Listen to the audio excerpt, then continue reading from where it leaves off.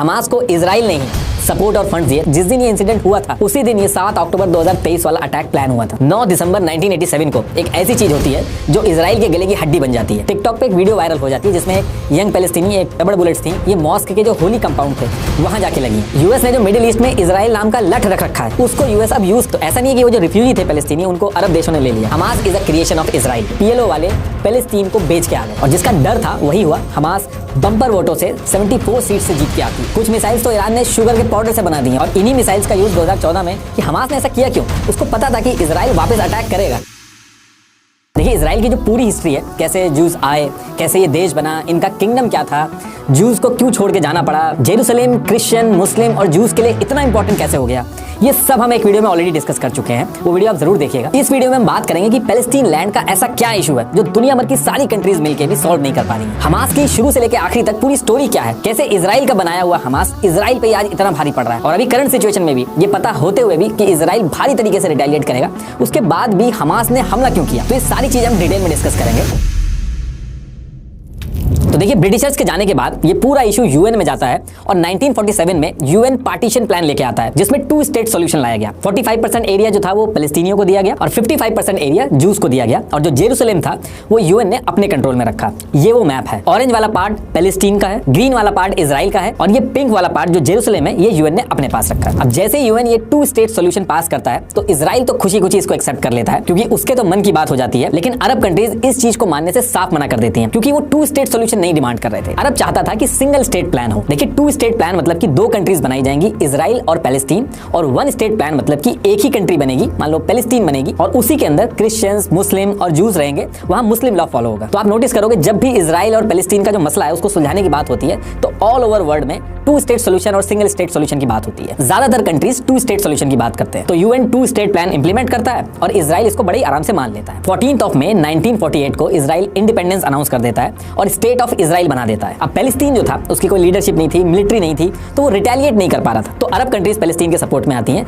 14 मई 1948 को इजराइल बना था। उसके नेक्स्ट डे 15 मई 1948 को अरब countries Egypt, Syria, Iraq, Lebanon, Jordan मिलकर इजराइल पे अटैक कर देते हैं। इजराइल छोटा सा देश था जिसको बने सिर्फ एक दिन हुआ था, तो देखा जाए तो इतनी सारी कंट्रीज मिलकर इजराइल को हरा ही देती, लेकिन ऐसा होता नहीं है। ये वॉर 1 साल तक चलती है और इजराइल अरब कंट्रीज को हरा देता है। और हराने के बाद क्या करता है कि यूएन ने जो 2 स्टेट बना के एरिया डिवाइड किया था वो तो दूर की बात, इजराइल उससे ज्यादा एरिया कब्जा कर लेता है। ये देखिए ये लड़ाई से पहले का इजराइल और लड़ाई जीतने के बाद ये जो ग्रीन वाला पार्ट है ये एरिया भी इजराइल अपने पास ले लेता है। और इस इजराइल अरब वॉर के बाद एक एग्रीमेंट होता है जिसे आर्मिस्टिक एग्रीमेंट 1949 भी बोला जाता है। इसमें एक टेम्परेरी लाइन बना दी गई थी जिसे ग्रीन लाइन बोला गया था कि यूएन ने जो कहा है वो तो छोड़ो फिलहाल, जब तक कोई इस चीज का हल नहीं निकल पाता है ग्रीन लाइन फॉलो होगी। ये है वो ग्रीन लाइन वाला मैप। तो इस लड़ाई के बाद जो मैप बना वो यूएन वाले मैप से एकदम अलग बना। इसमें ये ब्राउन वाला पार्ट इजिप्ट के पास चला गया और ये पर्पल वाला पार्ट जॉर्डन के पास गया और इस जॉर्डन वाले पार्ट को वेस्ट बैंक बोला गया क्योंकि ये जॉर्डन रिवर के वेस्ट में था, बाकी सब इजराइल के पास चला गया। देखिए इजराइल पैलेस्टीन की वॉर काफी पुरानी है और ये आज तक चलती आ रही है, इसलिए इसको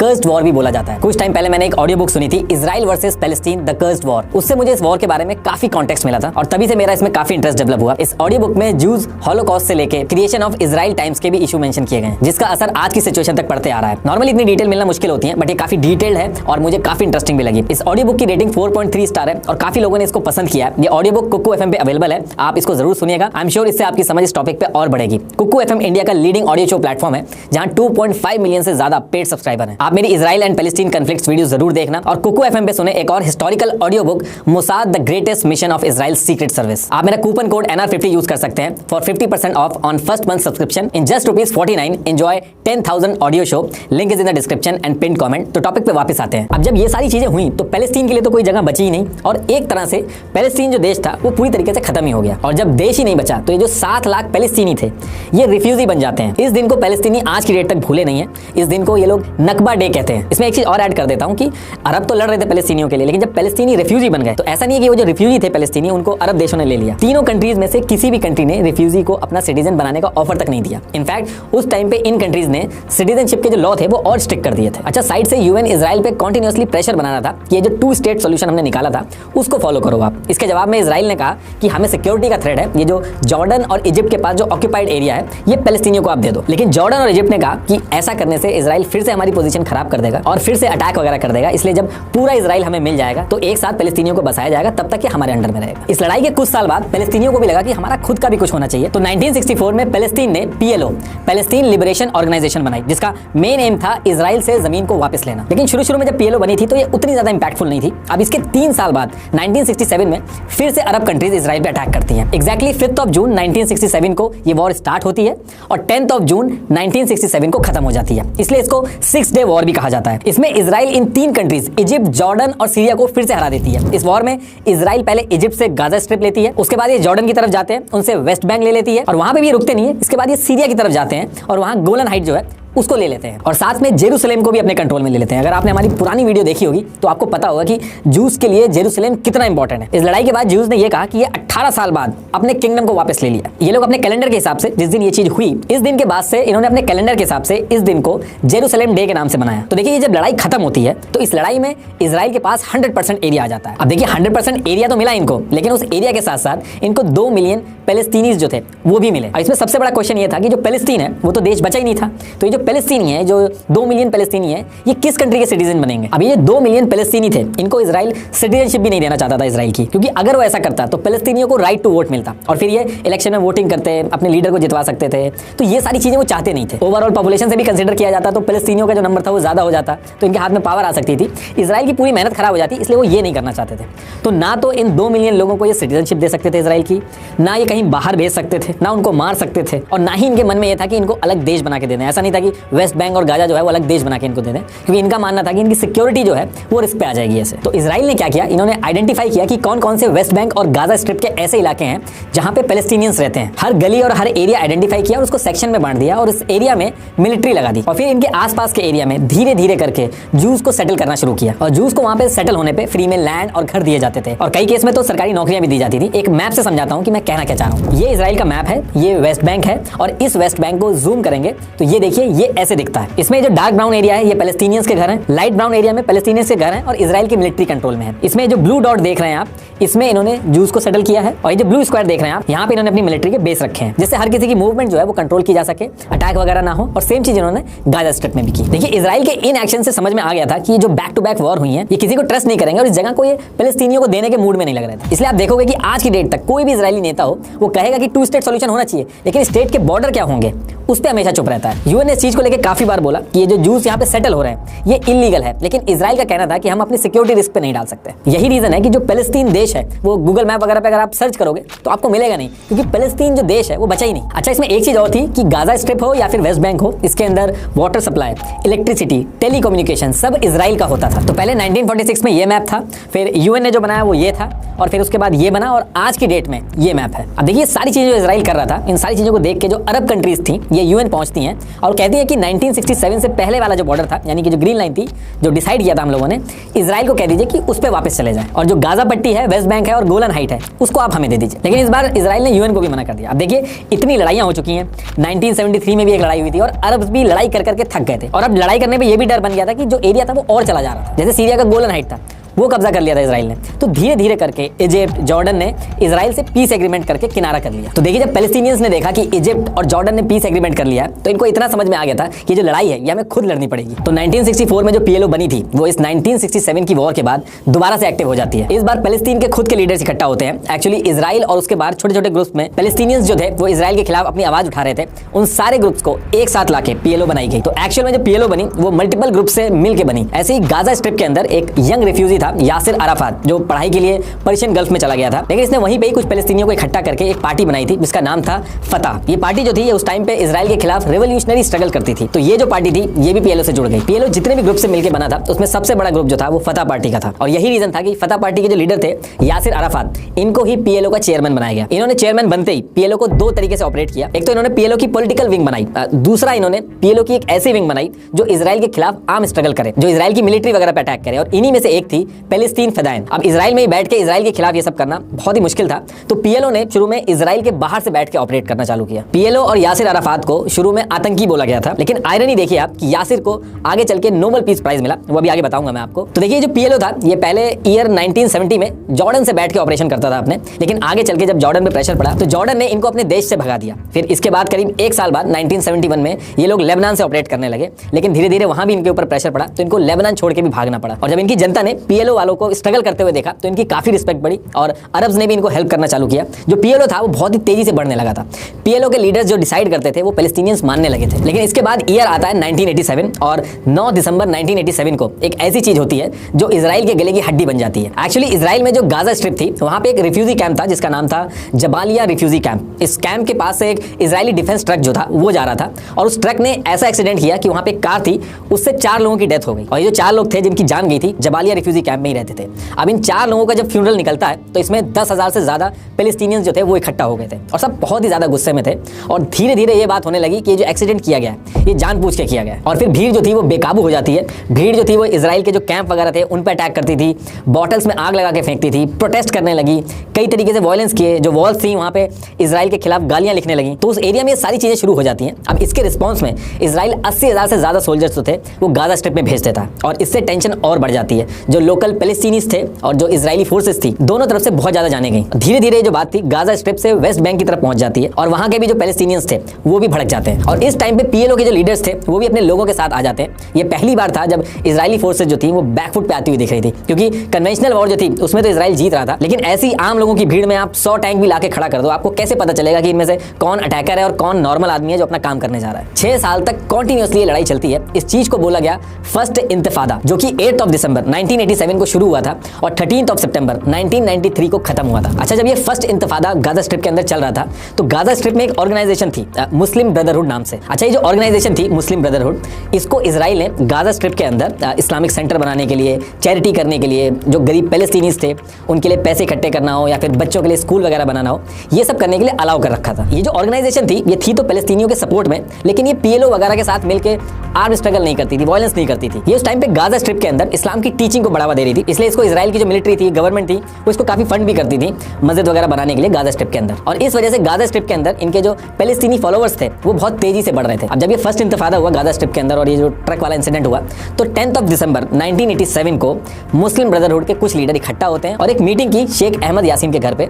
शेख अहमद यासीन मुस्लिम ब्रदरहुड जो ऑर्गेनाइजेशन थी उसके हेड थे। तो इस मीटिंग में इनके लीडर्स ने कहा कि पूरे गाजा में प्रोटेस्ट हो रहे हैं, लोग गुस्से में, अगर हम इनको सपोर्ट नहीं करेंगे तो गलत मैसेज जाएगा, हमारे फॉलोअर्स भी नाराज हो सकते हैं हमसे, उनका सपोर्ट हमारी ऑर्गेनाइजेशन से कम हो जाएगा। अब मुस्लिम ब्रदरहुड के लीडर शेख अहमद यासीन इन सब में इन्वॉल्व नहीं होना चाहते थे। उनका कहना था कि किसी भी तरीके के वायलेंस में हमें इन्वॉल्व नहीं होना है, उससे कोई फायदा नहीं है और ये टाइम सही नहीं है। लेकिन इनकी लीडरशिप ने एक काम किया कि सेम ईयर 1987 में मुस्लिम ब्रदरहुड की अलग से एक नई विंग बनाई जिसका नाम रखा हरकत अल मुकवामा अल इस्लामिया, जिसको शॉर्ट में बोला गया हमास। अब जब ये हमास बनी तो इसके कुछ दिन बाद ही इसमें एक पैलेस्टीनी रेफ्यूजी जुड़ा जिसका नाम था मोहम्मद डेफ, जो आज की डेट में दुनिया का मोस्ट वांटेड टेररिस्ट है। और ये जो 7 अक्टूबर को अभी ये जो अटैक हुआ है ये पूरा हमला इसी ने प्लान किया था, वो अभी आगे बताऊंगा मैं आपको। तो ये जब हमास बना इसने प्रोटेस्ट वगैरह स्टार्ट किए। पीएलओ इस टाइम पे इजराइल के लिए एक बहुत बड़ा टेंशन था और वहीं दूसरी तरफ ये जो मुस्लिम ब्रदर ऑर्गेनाइजेशन थी इसके फॉलोअर्स काफी बढ़ रहे थे। तो इजराइल ने पीएलओ को वीक करने के लिए डिवाइड एंड रूल की पॉलिसी अपनाई। पीएलओ के अगेंस्ट में हमास को इजराइल ने ही सपोर्ट और फंड्स दिए ताकि ये लोग पीएलओ के अगेंस्ट में खड़े हो जाएं। ये बात फॉर्मर रिपब्लिकन कांग्रेसमैन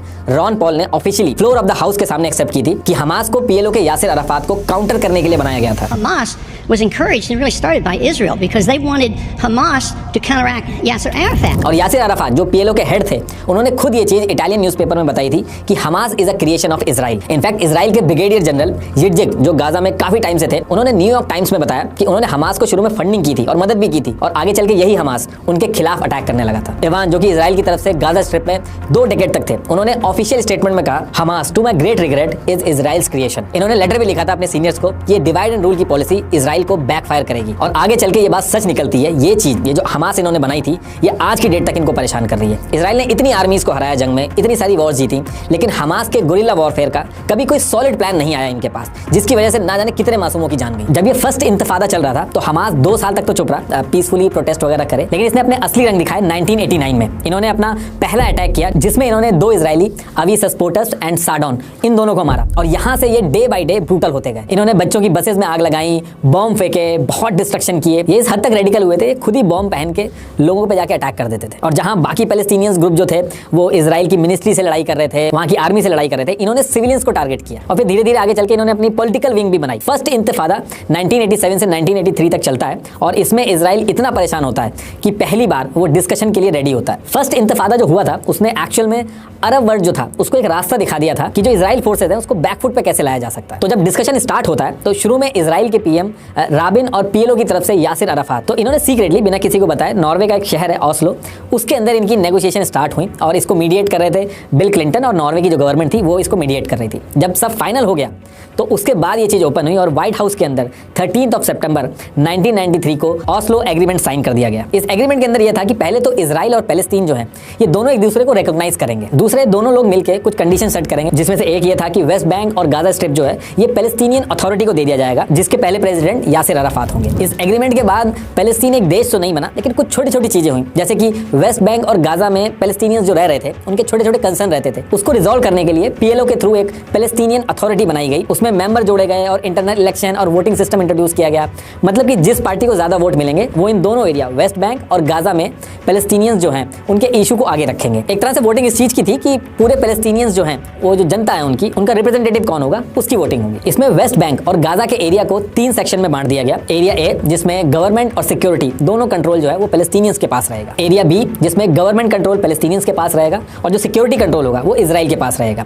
एरिया सी जिसमें पूरा कंट्रोल इजराइल के पास रहेगा। इस ऑस्लो एग्रीमेंट के लिए यासिर अराफात और इजराइल के पीएम को नोबेल प्राइज भी दिया गया, लेकिन इस ऑस्लो अकॉर्ड की वजह से इजराइल और पैलेस्टीन दोनों के लोग गुस्सा हो गए थे। ये झाक राबिन जो कि इजराइल के पीएम थे उनको इस चीज के लिए गोली मार दी गई थी और जिस इजरायली सरकार ने इस एग्रीमेंट के लिए डिसीजन लिया था उस सरकार को भी हटा दिया गया। इस एग्रीमेंट के अपोज में एक इजराइल के अंदर एक रैली भी निकाली गई थी जिसका नाम था डेथ टू राबिन। उसमें अभी के जो पीएम है बेंजामिन नेतन्याहू वो भी शामिल हुए थे। इसके बाद नेतन्याहू पीएम बने और उन्होंने इस पीस एग्रीमेंट से किनारा कर लिया। चाहे पीएलओ हो या इजराइल हो, जो भी पीस एग्रीमेंट की बात करता था वो खत्म हो जाता था, उसको गद्दार कहते थे, देशद्रोही कहते थे। इस एग्रीमेंट के बाद यासिर अराफात जो थे उनकी जनता भी उनसे गुस्सा हो गई और पीएलओ की पॉपुलैरिटी जो थी वो भी कम हो गई। पैलेस्तीनी लोग कह रहे थे कि कहां हम पूरे एरिया की बात कर रहे हैं और कहां ये तुम छोटी छोटी चीजें मान के आ गए। इधर हमास जो था उसने भी कहना स्टार्ट किया कि पीएलओ वाले पैलेस्तीन को बेच के आ गए। इसके बाद हमास ने कई सारे हमले करे, फिर इजरायली गवर्नमेंट ने भी कई सारे हमले करे, दोनों तरफ से सिविलियंस की जान गई। बात इतनी खराब हुई कि ऑस्लो एग्रीमेंट जो था वो ठंडे बस्ते में चला गया और पीएलओ जो था जिसकी इमेज बहुत अच्छी थी पैलेस्टीनियंस के सामने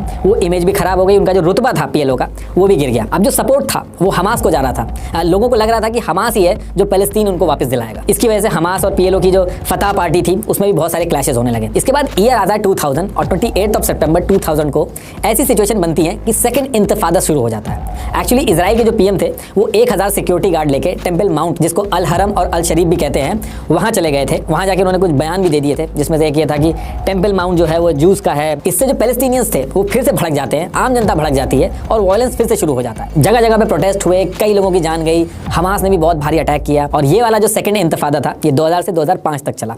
इसको शांत करने के लिए इजराइल ने गाजा स्ट्रिप में जितने भी जूस थे उनको गाजा स्ट्रिप से पूरी तरीके से हटा दिया और सेकंड इंतफादा का ये फायदा हुआ कि थोड़ा सा बैकफुट पे आई इजरायली गवर्नमेंट। उन्होंने जो जूस थे जो गाजा स्ट्रिप में थे वो पीछे कर लिए और गाजा स्ट्रिप जो था अब उसमें पूरी तरीके से पैलेस्टीनियंस बचे थे। गाजा स्ट्रिप की बात करूं तो 2004 तक 7826 जो जूस थे वो उसमें रहते थे और सेकंड इंतफादा के बाद ये सारे के सारे छोड़ के चले गए थे। इसके बाद नवंबर 2004 में जब पीएलओ के हेड यासिर अराफात की डेथ होती है और महमूद अब्बास जो कि फतह पार्टी के थे ये पीएलओ के चेयरमैन बनते हैं और इसके बाद पीएलओ और वीक ही पड़ती है।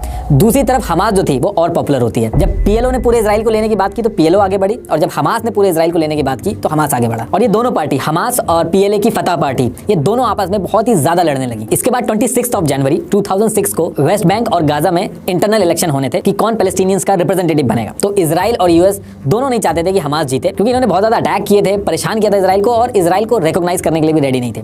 पीएलओ, यूएस और इजराइल तीनों बहुत ही श्योर थे कि पीएलओ ही जीतेगा इस इलेक्शन में। इजराइल ने सिक्योरिटी का हवाला देके कई इलाकों में हमास को कैंपेनिंग भी नहीं करने दी। तो इसके बाद इलेक्शन हो जाते हैं और 29 जनवरी 2006 को रिजल्ट आता है और जिसका डर था वही हुआ। हमास बम्पर वोटों से 74 सीट से जीत के आती है। सारे पैलेस्टीनियंस जो थे वो इसको सपोर्ट कर रहे थे और हमास का जो लीडर था इस्माइल हानिया जो कि अभी भी लीडर है, ये जो अभी रिसेंटली 7 अक्टूबर को अटैक हुआ है उसमें भी ये शामिल था। तो इसने सोचा अब गाजा और वेस्ट बैंक पे ये खुद रूल करेगा। तो इस इलेक्शन के बाद हमास को शर्तें मानने को बोला जाता है, इजराइल को रिकॉग्नाइज करने को बोला जाता है और भी कई सारी चीजें उसको मानने को बोला जाता है, लेकिन हमास पूरी तरीके से मना कर देता है। तो जैसे ही हमास मना करता है तो सबसे पहले तो इजराइल जो पैलेस्टीनियन से टैक्स कलेक्ट करके पैलेस्टीनियन की अथॉरिटी को देता था वो उसने देना बंद कर दिया। उसके बाद यूएस जो एड देता था वो बंद कर दिया। अब बात इतनी बढ़ती है कि दोनों पार्टी, जो फतह पार्टी और हमास, इनके जो लीडर्स हैं और इनके जो सपोर्टर्स हैं वो आपस में भिड़ जाते हैं, हथियार उठा लेते हैं। कई दिनों तक लड़ाई चलती है। इस लड़ाई को बैटल ऑफ गाजा बोला गया था, ये 2007 में हुई थी। इस लड़ाई के बाद जो वेस्ट बैंक वाला जो एरिया था वहां से फतह पार्टी ने हमास को भगा दिया था और फतह पार्टी रूल करने लगी थी, और गाजा स्ट्रिप से हमास ने फतह पार्टी को भगा दिया था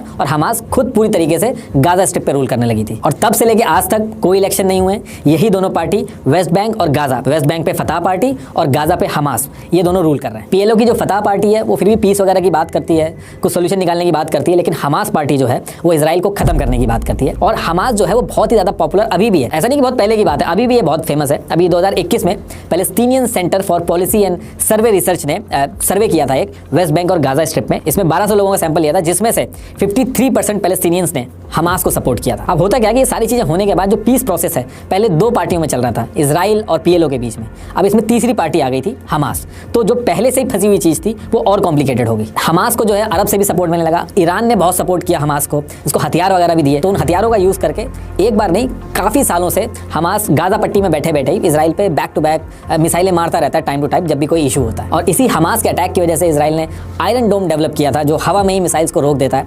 हमास ने 2006, 2008, 2009, 2012, 2014, 2018, 19, 2021, 2022 और ये जो 2023 है, अगर इसको भी इंक्लूड कर लें तो इन सारे सालों में मिसाइलें छोड़ी हैं और अटैक किया इजराइल पे। और फिर उसके बाद इजराइल वापस अटैक करके इनको मारती है, उसमें सिविलियंस भी मरते हैं। और इधर से जब हमास मारता है तो जो इजराइल के सिविलियंस हैं उनकी जान जाती है। इस वजह से गाजा स्ट्रिप को इजराइल ने हर तरह से ब्लॉक कर दिया है, मतलब कि एयर, लैंड, वाटर किसी भी तरीके से ये बाहर मूव नहीं कर सकते। पूरा का पूरा जो गाजा स्ट्रिप है वो ब्लॉक है, क्वारंटाइन जैसे करते थे पहले उस तरीके से क्वारंटाइन कर दिया। यहाँ तक कि गाजा स्ट्रिप का मूवमेंट वेस्ट बैंक जो है वहां पे भी रिस्ट्रिक्ट किया गया है, परमिशन वगैरह लेके जानी पड़ती है। तो कई सारे ऐसे पैलेस्टीनियंस भी हैं जिन्होंने अपने लीडर्स को देखा ही नहीं, कभी मिले ही नहीं है, उन्होंने सिर्फ टीवी पे ही देखा। और क्योंकि गाजा स्ट्रिप जो है वो चारों तरफ से ब्लॉक है, इजराइल ने ब्लॉक कर रखा है, चाहे वो एयर हो, वाटर हो, लैंड हो, तो हमास ने इसका सोल्यूशन निकाला। इन्होंने गाजा स्ट्रिप के अंदर अंडरग्राउंड टनल्स बना दिए जहां से इजिप्ट वगैरह में निकलते हैं और फिर वहां से अपनी मूवमेंट करते हैं, हथियार वगैरह लेते हैं। ज्यादातर केसेस में हमास ईरान से ही हथियार लेता है, क्योंकि एक्सपर्ट्स का कहना है कि ईरान के जो इंजीनियर्स हैं वो एकदम लो कॉस्ट पे मिसाइल बनाते हैं। और क्योंकि यूएस ने ईरान पे ऑलरेडी बैन लगाया हुआ है, तो ये मिसाइल्स के जो कंपोनेंट होते हैं ये लोग स्मगल करके मंगाते हैं। और इनकी मिसाइल जो होती हैं उसके कंपोनेंट चीप होते हैं, तो बहुत सस्ते में बन जाती हैं। कुछ मिसाइल्स तो ईरान ने शुगर के पाउडर से बना दी हैं, और इन्हीं मिसाइल्स का यूज 2014 में हमास ने किया था इजराइल के खिलाफ। कुछ ही मिलियंस लगा के हजारों की तादाद में लोग मिसाइल छोड़ देते हैं इजराइल पे, और उन्हीं मिसाइल्स को इंटरसेप्ट करने के लिए, जो आयरन डोम से इंटरसेप्ट होती है, उसके लिए कई गुना ज्यादा पैसा इजराइल को खर्च करना पड़ता है। गाजा स्ट्रिप जो है वो चारों तरफ से वैसे तो ब्लॉक है, लेकिन ईरान के जो रिवोल्यूशनरी गार्ड है वो इनको हथियार पहुंचाने के लिए अलग अलग तरीके यूज करते हैं। जो शॉर्ट और मीडियम रेंज मिसाइल्स होती हैं उनको तो ये सूडान और इजिप्ट के जरिए पहुंचा देते हैं, या फिर सी के थ्रू ये लोग पहुंचाते हैं। और कई बार ऐसी भी न्यूज आई है कि जो बड़ी मिसाइल्स होती हैं उनको ये स्विस कैनाल के अंदर डंप कर देते हैं और कोऑर्डिनेट शेयर कर देते हैं हमास के साथ, और फिर वहां से हमास इन मिसाइल्स को ले लेता है। तो अरब कंट्रीज जब चाहे इजराइल को चेक पे रखने के लिए अटैक करा सकती हैं। तो देखिए हमास ने जो अटैक किए हैं वो तो बहुत सारे किए हैं, लेकिन अभी ये जो करंट म्यूजिक फेस्टिवल वाला जो इंसिडेंट हुआ है 7 अक्टूबर को, उसका जो मेन रीजन है उसके पीछे 2021 की इजराइल और हमास की जो लड़ाई हुई थी वो रीजन है। और ये चीज हमास के जो लीडर्स हैं उन्होंने ऑडियो रिकॉर्ड में भी बोली है। ये 2021 वाली जो लड़ाई थी वो इतनी एस्केलेट हुई थी कि जिस दिन ये इंसिडेंट हुआ था उसी दिन ये 7 अक्टूबर 2023 वाला अटैक प्लान हुआ था। एक्चुअली 2021 में हुआ क्या था कि जो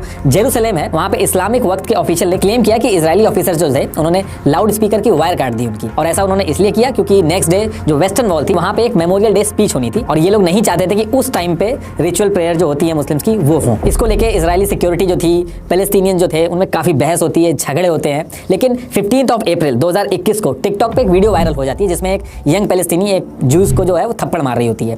ये वीडियो के बाद और वीडियोस आती हैं और काफी ज्यादा मामला एस्केलेट हो जाता है। और इसके बाद जो इजरायली सिक्योरिटी फोर्सेस थी उनके ऊपर पत्थर, फायर क्रैकर्स जो है ये सब पैलेस्टीनियंस फेंकते हैं, और उसके जवाब में इधर से stun grenades, tear gases, rubber की बुलेट ये सब फेंकी जाती है। और वहाँ के जो लोग हैं उनका ये कहना है कि ये जो बुलेट्स थी, रबर बुलेट्स थी, ये मॉस्क के जो होली कंपाउंड थे वहाँ जाके लगी हैं। इस इंसिडेंट के बाद जैसे हमास को पता चलता है तो हमास हर बार की तरह गाजा स्ट्रिप से ही मिसाइल्स फेंकता है, और इसके बदले में इजराइल जो है वो भी अटैक करता है। बहुत सारे सिविलियंस की जो है वो जान जाती है। लेकिन अल-अक्सा मस्जिद में जो हुआ था उसको लेके अरब वर्ल्ड जो था उसमें भी बहुत गुस्सा था, लेकिन मोहम्मद डेफ जो था उसने उसी पर्टिकुलर दिन पे, अभी ये जो 7 अक्टूबर का जो हमला हुआ था ये उसी दिन प्लान कर लिया था। इस पूरे अटैक का जो आइडिया था ये मोहम्मद डेफ जो कि हमास अल कसम ये जो ब्रिगेड है उसका हेड है उसका था, और इस प्लान में इसका साथ दिया था सिनवार जो कि गाजा के अंदर हमास का लीडर है, उसने इसको सपोर्ट किया था। और साथ में हमास का चीफ इस्माइल हनीम जो कतर के दोहा में रह रहा है उसने सपोर्ट किया था। ये तीनों जो है पूरे वर्ल्ड ने इनको आतंकी घोषित कर रखा है, लेकिन उसके बाद भी ये बचे हुए हैं। इन तीनों में मोहम्मद डिफ जो है वो सबसे खतरनाक है। इसका नाम डिफ इसलिए है क्योंकि अरेबिक में जो डिफ का जो मतलब होता है उसका मतलब होता है गेस्ट, यानी कि मेहमान। और गेस्ट इसलिए कहा जाता है क्योंकि कई सालों से एक ही जगह पे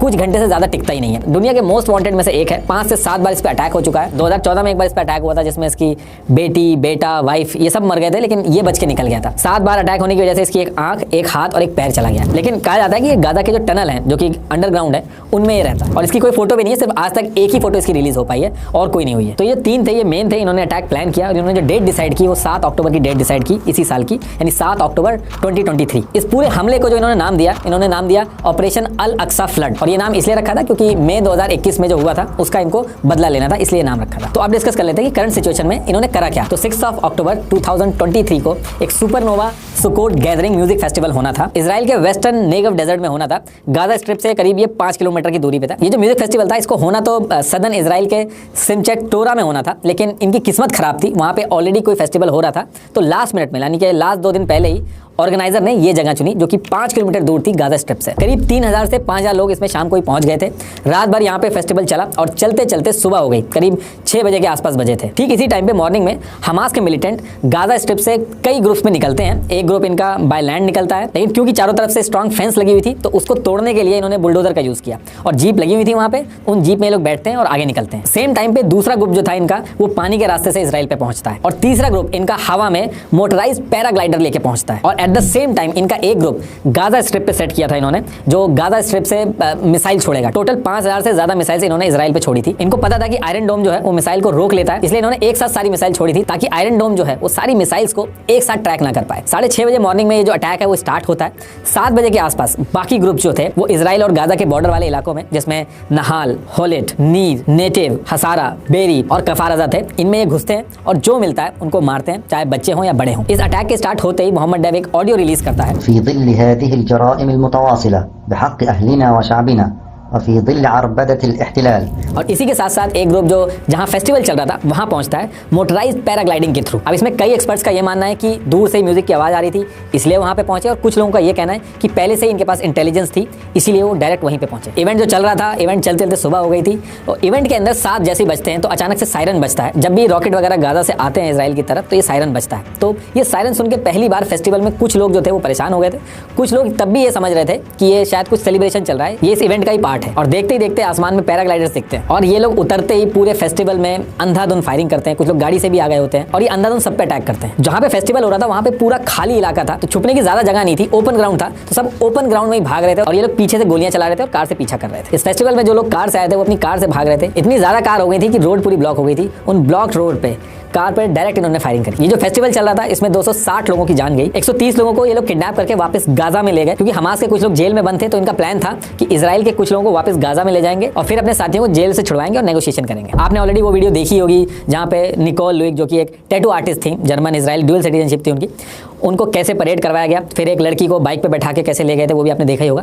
इवेंट का जो ऑर्गेनाइजर था उसको मार दिया गया, जो को ऑर्गेनाइजर था वो अभी भी गायब है। अब इसके बाद 8:34 पे इजराइल जो था वो हमास के अगेंस्ट में काउंटर अटैक स्टार्ट कर देता है और करीब 2 घंटे बाद 10:47 पे इजराइल की एयर फोर्सेस गाजा पे जो है वो अटैक शुरू कर देती हैं। करीब 1200 से ज्यादा मिसाइल जो है वो गाजा पे फेंकी जाती है। फिर थोड़ी देर बाद ही 11:35 पे इजराइल के पीएम जो थे वो ट्विटर पे पोस्ट कर देते हैं कि ये अब वॉर शुरू हो गई है। और इसके 1 घंटे बाद ही इजरायली फोर्सेस जिन जिन एरिया में हमास के जो आतंकवादी थे वो घुसे थे उनको निकाल के बाहर करती हैं। इसके 2 दिन बाद 9 अक्टूबर 2023 को लेबनान के बॉर्डर की तरफ से जो हिजबुल्लाह था उसने भी अटैक कर दिया था। 10 अक्टूबर को जो सीरिया का गोलान हाइट था वहां से भी स्ट्राइक हो गई थी। हर तरफ से अटैक शुरू हो चुके थे। 9 अक्टूबर को इजराइल ने गाजा स्ट्रिप को चारों तरफ से ब्लॉक करके गाजा का वाटर, इलेक्ट्रिसिटी, फूड सप्लाई सब कुछ ऑलरेडी रोक दिया था। इजराइल के एयर स्ट्राइक में 1000 से भी ज्यादा पैलेस्टीनी मारे गए। इसमें नॉर्मल सिविलियंस जो थे उनकी भी जान गई और 5000 से ज्यादा लोग घायल हुए। अभी तक टोटल इतनी कैजुअलिटी हुई है कि इसके बाद यूएस ने इजिप्ट से बात करके पैलेस्टीनियंस जो हैं उनके लिए रास्ता खोलने की बात की है और 2000 पैलेस्टीनियंस जो हैं वो गाजा छोड़ के बाहर निकल चुके हैं। इसके 3 दिन बाद यूएस ने अपना एयरक्राफ्ट इजराइल के सपोर्ट में भेज दिया और जिस दिन एयरक्राफ्ट आया था उसी सेम डे इजराइल ने सीरिया के जो एयरपोर्ट थे उनके ऊपर भी स्ट्राइक कर दी।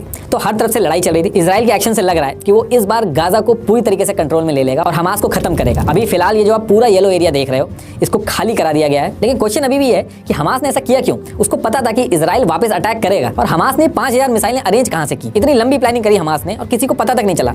ईरान का क्या रोल है? बहुत सारी थ्योरियां हैं जिसमें से एक थ्योरी मैं आपके सामने रखता हूं। देखिए ये ब्लू वाला जो है एक स्टैंडर्ड रूट है ट्रेड का। ये रूट यूएस के लिए बहुत इंपॉर्टेंट है क्योंकि इस रूट से ट्रेड होता है और पैसा बनता है। इधर इंडो पैसिफिक से यूरोप जाना हो तो कंट्रीज इसी रूट का यूज करती हैं और इसमें यूएस का फायदा होता है। और इसके काउंटर में रशिया ने इससे काफी छोटा रूट डेवलप कर दिया है जो इंडिया से स्टार्ट होकर ईरान से होते हुए यूरोप पहुंचता है, जिसको एनएसटीसी कहते हैं। अभी जो एनएसटीसी वाला रूट है ये छोटा भी है और इसमें पैसा भी कम लगेगा, टाइम भी कम लगेगा, तो इसकी रेलेवेंस ज्यादा है। और जो स्टैंडर्ड रूट था वो धीरे धीरे इररेलेवेंट होगा, इसकी ज्यादा इंपॉर्टेंस बढ़ेगी। ये जो रेड वाला जो है ये एनएसटीसी रूट है, इससे यूएस का पूरा गेम खराब होगा। तो यूएस ने इसके काउंटर में आईएमईसी इंट्रोड्यूस किया। ये भी इंडिया से ही शुरू होगा, सऊदी अरेबिया से होते हुए इजराइल से होते हुए यूरोप पहुंचेगा। G20 में जब इसकी बात आगे बढ़ी तो ईरान ने इस चीज से परेशान होकर कई सारे स्टेटमेंट भी दिए थे कि मिडिल ईस्ट में ये जो रूट है सक्सेसफुल नहीं होगा, वहां ऑलरेडी बहुत ज्यादा टेंशन है, इस तरीके के स्टेटमेंट दिए थे। एक्चुअली सऊदी अरेबिया जो है वो इजराइल को रिकॉग्नाइज नहीं करता है, तो कई लोगों ने कहा कि सक्सेसफुल ही नहीं हो पाया। देखिए, इजिप्ट ने इजराइल को रिकॉग्नाइज किया, जॉर्डन ने इजराइल को रिकॉग्नाइज किया, ये पूरा ग्रीन जो है इतनी कंट्रीज ने इजराइल को रिकॉग्नाइज किया। किसी कंट्री को रिकॉग्नाइज ना करने का मतलब होता है कि आप उस कंट्री से ट्रेड नहीं कर सकते,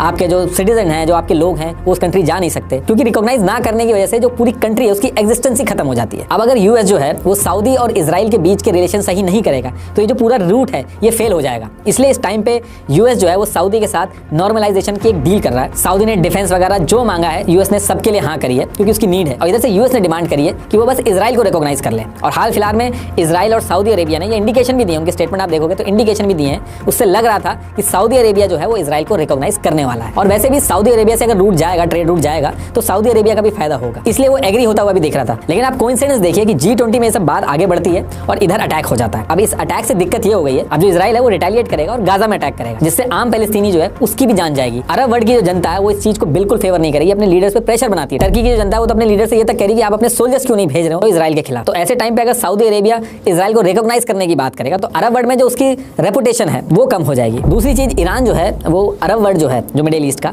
उसका लीडर भी बनना चाहता है। तो इस अटैक की वजह से हुआ यह है कि सऊदी अरेबिया का इजराइल को रिकॉग्नाइज करना फिलहाल के लिए तो डिले हो गया है। मतलब भले ही होगा आगे कि नहीं होगा ये तो पता नहीं, लेकिन फिलहाल के लिए तो डिले हो गया है। और जो ट्रेड रूट है आईएमईसी का, ये भी खतरे में आ गया है। अब चाहे ईरान का अरब वर्ल्ड का लीडर बनना हो, चाहे ये जो ट्रेड रूट है इसको रुकवाना हो, इस लड़ाई से सबसे ज्यादा जो फायदा हो रहा है वो ईरान का ही हो रहा है। और इसीलिए जो उंगलियां हैं वो ईरान के ऊपर उठ रही हैं। लेकिन इस पूरे केस में रशिया ने एकदम उल्टी बात कह दी है। रशिया की स्पोक्स पर्सन मारिया जो है, उन्होंने कहा कि ऐसा क्या कोइंसिडेंस है कि यूएस ने जस्ट 1 महीने पहले यूक्रेन की जो आर्म सप्लाई है वो बंद कर दी, जो पूरी दुनिया के लिए शॉकिंग था। तो रशिया की स्पोक्स पर्सन का कहना है कि यूएस की जो CIA है, 5 आइज है, इन सबको पता ही नहीं चला कि हमास इतने टाइम से अटैक प्लान कर रहा था। उनका यह कहना है कि यूएस को 100% पता था, उन्होंने जानबूझ के मोसाद को नहीं बताया। यही रीजन था कि मोसाद उस चीज को ट्रैक नहीं कर पाया। 1 महीने पहले यूएस ने जो यूक्रेन के आर्म सप्लाई रोके थे, अब उसको वो मिडिल ईस्ट में यूज करेगा। यूएस ने जो मिडिल ईस्ट में इजराइल नाम का लठ रख रखा है, उसको यूएस अब यूज करेगा मिडिल ईस्ट को चेक में रखने के लिए। अब देखिए, थ्योरीज तो बहुत आ रही हैं, लेकिन ये जितना सिंपल लग रहा है ऑब्वियसली ये उतना सिंपल नहीं है। बस हमास ने ऐसे ही उठ के अटैक कर दिया,